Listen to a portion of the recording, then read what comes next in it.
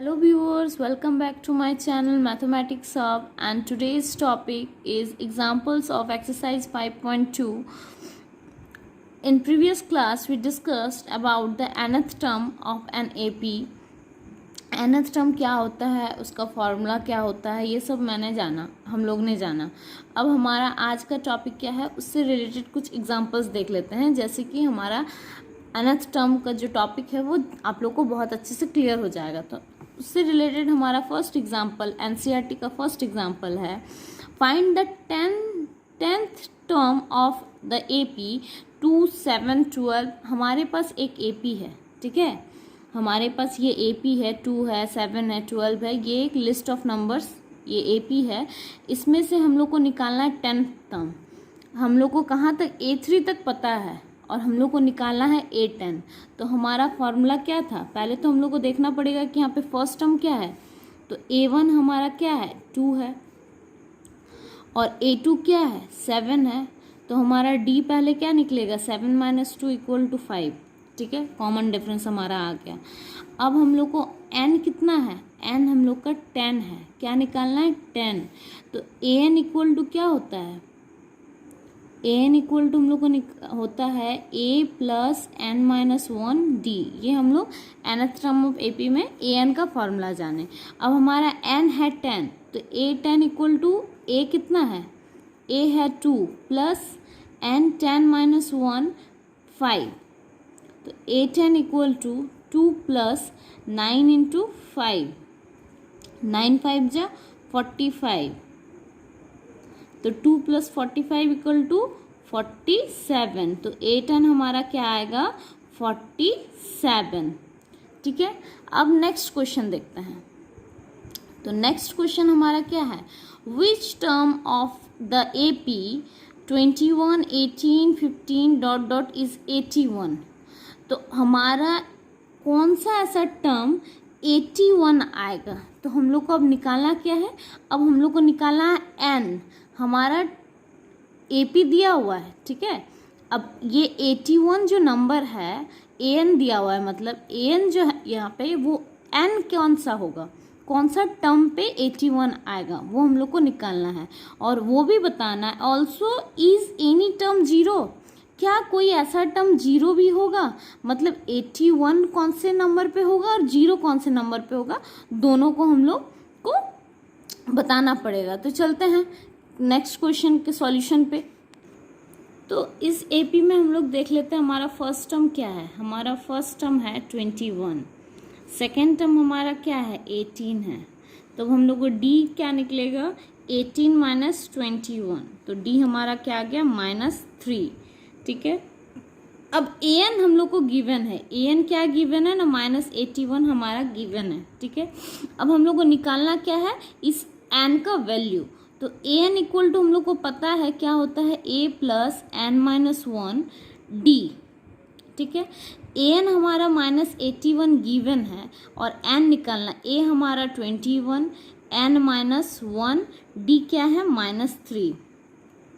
तो हम लोग को इस n को निकालना है, तो हम लोग क्या करेंगे, इस 3 को ब्रैकेट के अंदर मल्टीप्लाई कर देंगे। तो -81 = 21 + 3 + 3। तो माइनस प्लस, -81 = 21 - 3n + 3। तो कितना हो गया, -81 = 21 + 3 24 - 3n। अब इस 24 को लाइक टर्म्स को एक साइड करेंगे, अनलाइक को एक साइड। तो इस 24 को जब इक्वल के इधर भेजते हैं, तो ये अगर पॉजिटिव है तो हम लोग, आप लोग को पता होगा कि पॉजिटिव अगर इक्वल टू के इधर लेफ्ट हैंड या फिर राइट हैंड मतलब चेंज होता है, तो पॉजिटिव नेगेटिव में चेंज होता है। -81 - 24 = -3n। अब इसको ऐड कीजिए, 4 + 1 5 एंड 10। माइनस क्या होता है, पता होगा कि माइनस को ऐड करने से माइनस प्लस होता है, लेकिन साइन किसका आता है, माइनस का आता है, ठीक है। माइनस प्लस होता है लेकिन साइन माइनस का आता है। तो -105 = 3n -3n, माइनस कैंसिल। तो n = क्या हो जाएगा, n = हो जाएगा 35, तो हमारा कौन सा टर्म में 81 आएगा, 35 टर्म, मतलब A35 में हमारा वैल्यू आएगा -81। उसी तरह अब हमारा क्या देखना पड़ेगा कि ऐसा कौन सा टर्म होगा जिसमें हमारा 0 हो जाएगा। क्या हो जाएगा, 0 हो जाएगा। तो चलते उसको भी देख लेते हैं। तो यहाँ पे तो आ गया 35 टर्म में -81। अब हम लोग को निकालना है now n equal to what, one an equal to 0। n क्या होगा जब an 0 हो जाएगा, टर्म्स वही होगा। a1 हमारा कितना था, 21 था, d हमारा -3 था। an इक्वल टू होता है a plus n minus 1d। an हमारा 0 है, हम लोग को निकालना है n का वैल्यू, तो -3, 0 equal to 21 plus -3 plus 3, 21 bracket हट जाएगा, -3n प्लस 3, 24 -3n। तो यहाँ पे 0 है, ठीक है। अब 0 क्या हो जाएगा, 24 पॉजिटिव है तो इधर आएगा तो negative, equal to -3n, -24 equal to -3n, n equal to 8।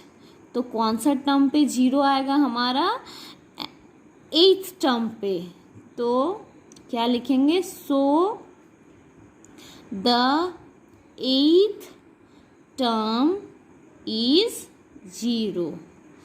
ये था हमारा सेकंड क्वेश्चन का, सेकंड एग्जाम्पल का सॉल्यूशन, एग्जाम्पल नंबर 4 एनसीईआरटी का। अब चलते हैं एग्जाम्पल 5 पे।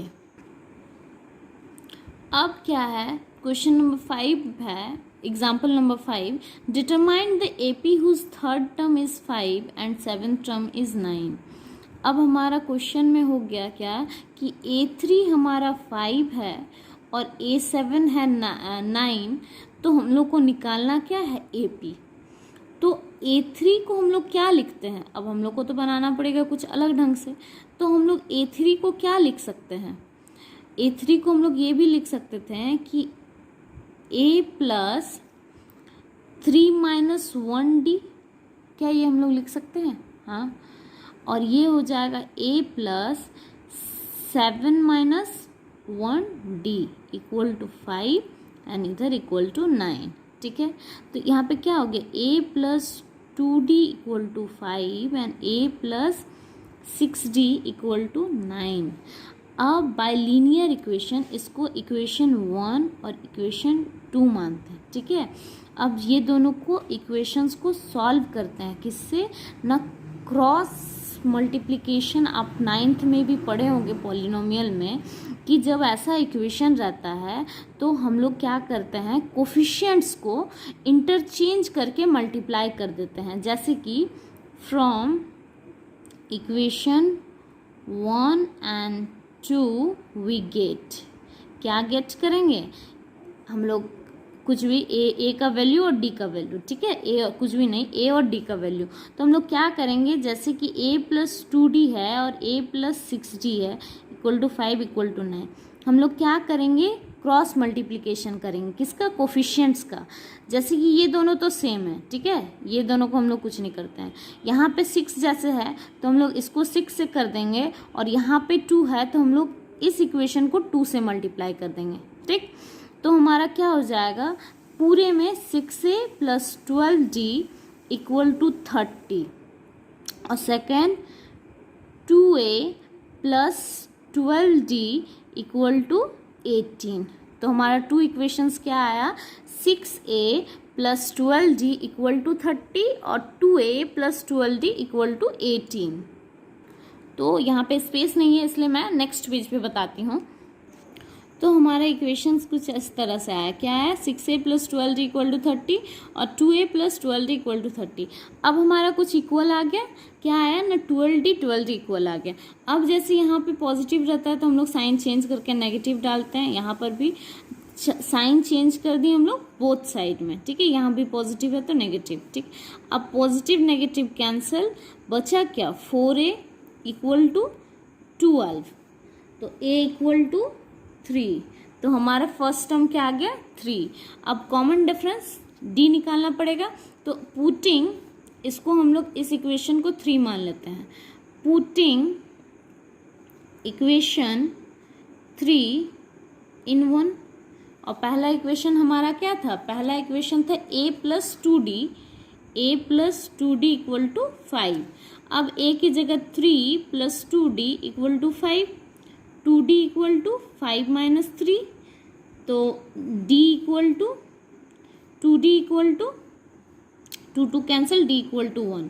तो हमारा फर्स्ट टर्म आया a equal to 3 and common difference 1। तो अब हमारा क्या निकल जाएगा, अब तो हमारा सीक्वेंस आराम से निकल जाएगा। AP कैसे निकलता है ना, first term A1 equal to 3, A2 equal to A plus D equal to 3 plus 1 equal to 4, A3 equal to A plus 2d equal to 4 plus 1 equal to 3 plus 2 equal to 5, जो कि हमारा था A4 equal to हो जाएगा A plus 3d, तो 3 plus 3 into 1 equal to 6। तो AP क्या आ गया, 3 4 5 6 डॉट डॉट डॉट। ठीक है, ये हो गया हमारा AP। Now move to example number 6। Example 6, check whether 301 is the term of the list of number 5, 11, 17, 23। अब हमारा लिस्ट ऑफ नंबर दिया हुआ है, उसमें से पता करना है कि 301 क्या इस लिस्ट का टर्म है। तो पहले तो हम लोग ये AP है या नहीं पहले चेक करना पड़ेगा। तो हमारा सीक्वेंस क्या है, 5, 11, 17, 23। तो इसका पहले फर्स्ट टर्म है 5 और कॉमन डिफरेंस हम लोग को देखना पड़ेगा। तो 11 minus 5 6, 17 minus 5 6, 23 minus 5 6 dot dot dot. तो ये AP है। The list of given numbers are in AP because they have same common difference, because they have same common difference और same D। ठीक है, तो ये तो लिस्ट ऑफ नंबर मतलब AP में आ गया। अब हम लोग को चेक करना कि क्या 301 इस लिस्ट ऑफ नंबर्स का कोई एक टर्म है या नहीं। तो अब फॉर्मूला लगाइए, क्या होता है, AN equal to A plus N minus 1D, और AN दिया हुआ है 301 इक्वल टू A है 5, A क्या है, A इक्वल टू क्या है 5 है और कॉमन डिफरेंस 6 है। ठीक है, तो 5 N minus 1 6, 301 equal to 5 plus 6N minus 6, 5 minus 6 minus 1, 6N minus 1, तो माइनस 1 इधर आ जाएगा, तो 302 equal to 6N, N equal to 302 by 6, cancel करेंगे तो 2 से डिवाइड दे देते हैं, 2 1 जो 2 5 और 1 बाई 3। तो ये क्या इंटीजर है, ये तो इंटीजर है ही नहीं। तो हमारा क्या हो जाएगा, this term is not in the list, because यहाँ पे लिखिएगा ये क्या आ गया 151/3, but n should be integer, so 301 is not term of this AP। ठीक है, थोड़ा स्पेस कम था इसलिए थोड़ा लिख दिए हम एडजस्ट करके।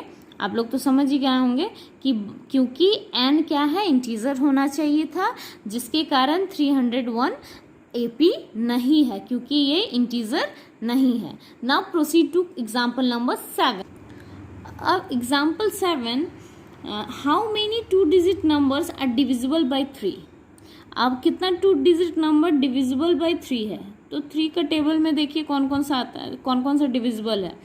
तो पहला तो 9 1 डिजिट आता है, उसके बाद 12 से स्टार्ट कीजिए। तो 12 15 18 डॉट डॉट डॉट, इसके बीच में बहुत सारा टर्म होगा जो कि नहीं जानते हैं हम लोग, उसको देखेंगे कितना टर्म इसके बीच में आना चाहिए। और लास्ट टर्म हमारा कहाँ जाएगा, 100 से पहले 99 जो कि 3 से डिविजिबल होता है। तो हमारा सीक्वेंस बन गया ये, ठीक है, जिसमें से A1 आ गया 12। कॉमन डिफरेंस सबका देखिए, कॉमन डिफरेंस क्या आएगा ना, कॉमन डिफरेंस आएगा 3, क्योंकि 3 से डिविजिबल करना है तो कॉमन डिफरेंस तो 3 आ जाएगा। और लास्ट टर्म हमारा क्या आएगा ना, 99। लास्ट टर्म क्या है, 99। अब हम लोग को निकालना क्या है ना, कितना टर्म्स होगा डिविजिबल बाई 3, ठीक है, 2 डिजिट नंबर्स में। तो हम लोग को an इक्वल टू होता है a plus n minus 1 d, ठीक है। तो अब क्या होगा, a plus n minus 1 d, an है 99, 12 plus n minus 1 3, 99 plus 12 plus 3n minus 3, 99 equal to, sorry यहाँ पे इक्वल टू है, equal to 12 minus 3, 9 plus 3n, ठीक है। 3n equal to 99 minus 9,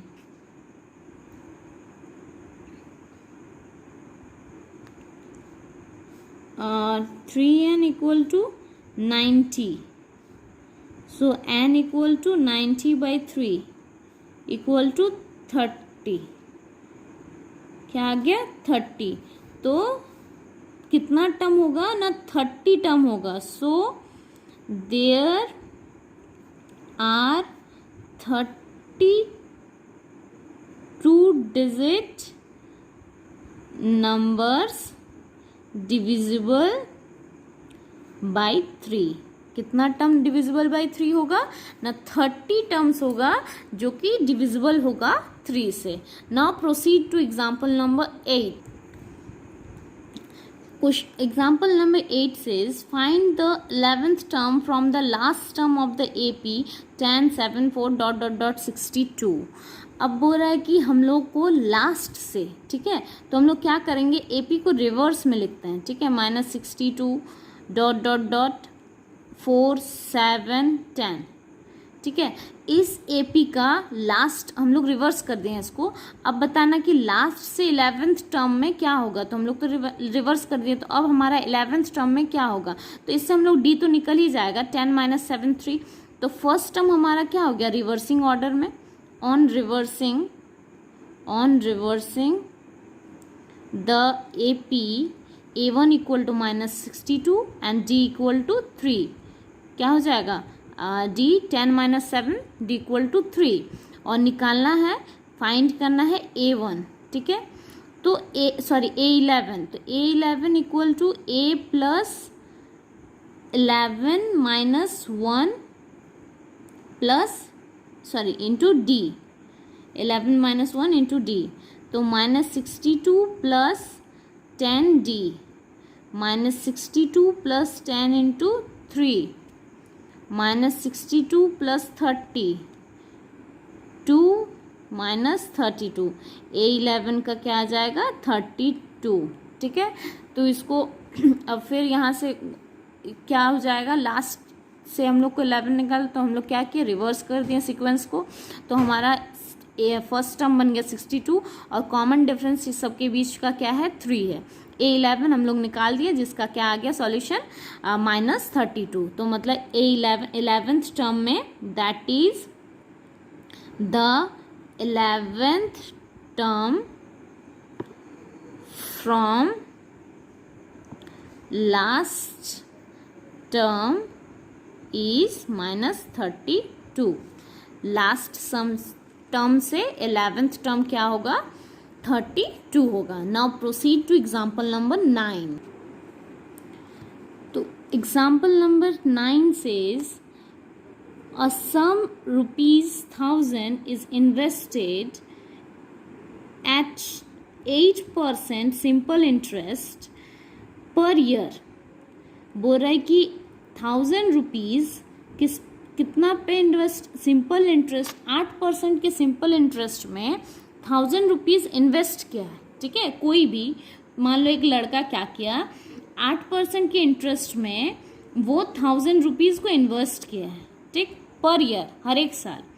calculate the interest at the end of each year. Calculate क्या करना है, interest को calculate करो कि हर एक ईयर में उसका कितना इंटरेस्ट मिल रहा है। Do this interest form an AP, क्या ये इंटरेस्ट उसका एपी फॉर्म कर रहा है? अगर कर रहा है तो 30 इयर्स में उसको कितना फायदा, कितना यूज होगा, ठीक है, at the end of 30 years में कितना फायदा होगा। तो अब हम लोग को निकालना है। तो क्या करेंगे हम लोग, पहले तो एसआई का फॉर्मूला क्या होता है? एसआई सिंपल इंटरेस्ट का फॉर्मूला होता है P into R into T by 100। क्या ये आप लोग जानते थे? नहीं जानते थे तो मैंने बता दिया क्या होता है formula, P into R into T by 100 simple interest का फॉर्मूला होता है। तो अब हमारा यहाँ पे प्रिंसिपल कितना है, कितना इन्वेस्ट किया, कितना 1000 रुपीज़, ठीक है। रेट ऑफ इंटरेस्ट क्या है, 8% है, ठीक है। और टाइम कितना है, 1 मंथ।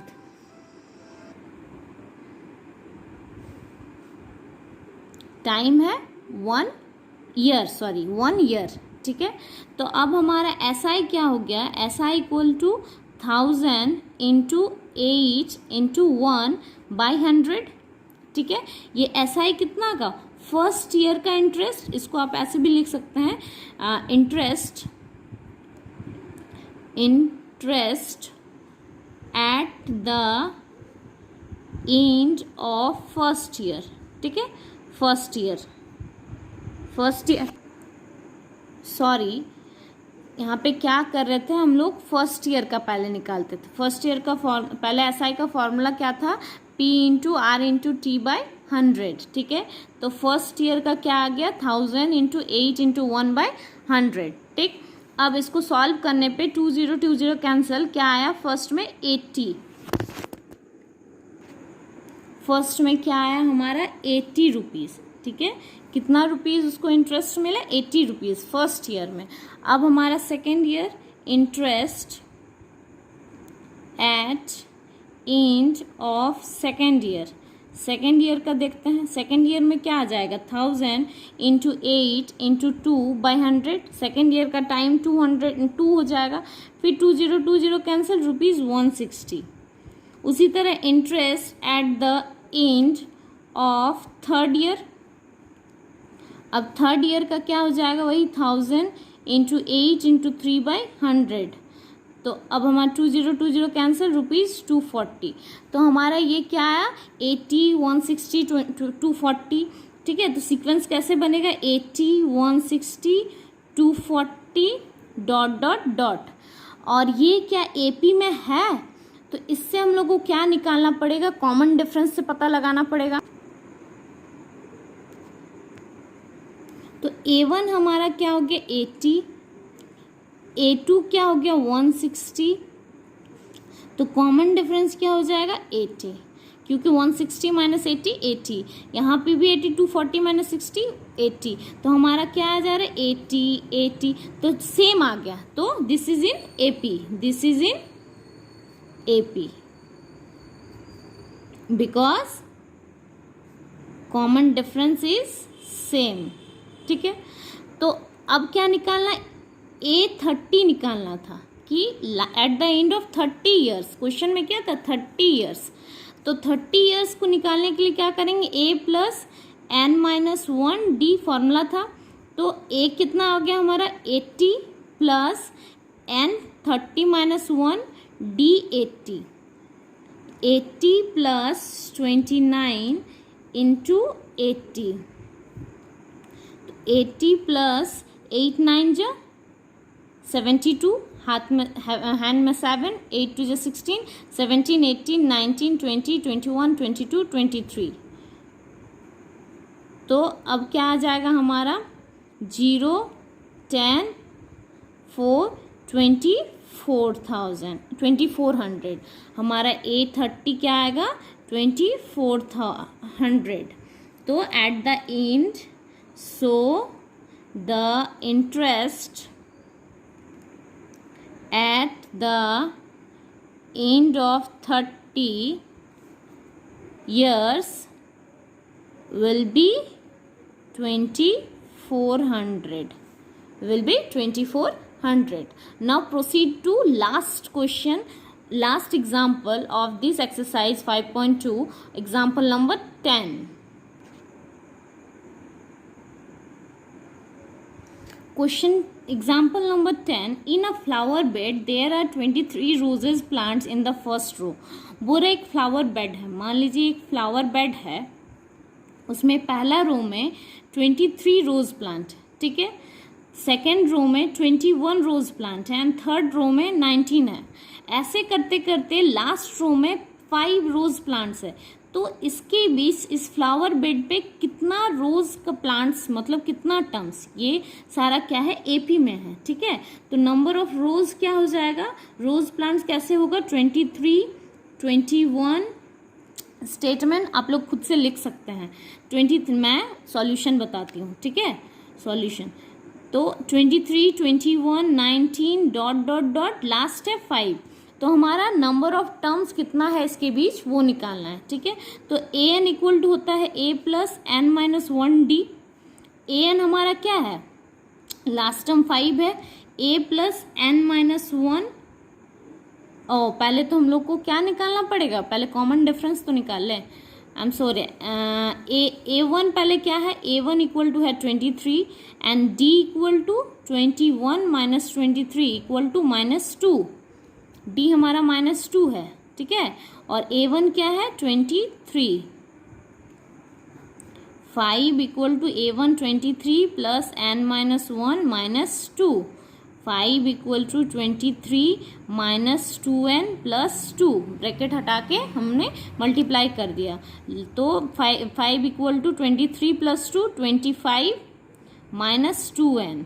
लाइक टर्म्स इधर करेंगे तो 25 minus 25 minus 2n minus 20 equal to minus 2n. n equal to 10. तो कितना रोजेज होगा, कितना रोजेज का रो है 10 रोज, ठीक है, कितना होगा 10 ऐसा टर्म्स बनेगा. तो so there are 10 rose in flower bed. Bed पे कितना रोज है, 10 रोज है, ठीक है. That's all for today. मैंने सारा सॉल्यूशन एग्जाम्पल्स का दे दिया. For any queries please contact in my Gmail. The Gmail ID will be given in the description box. Thanks for today.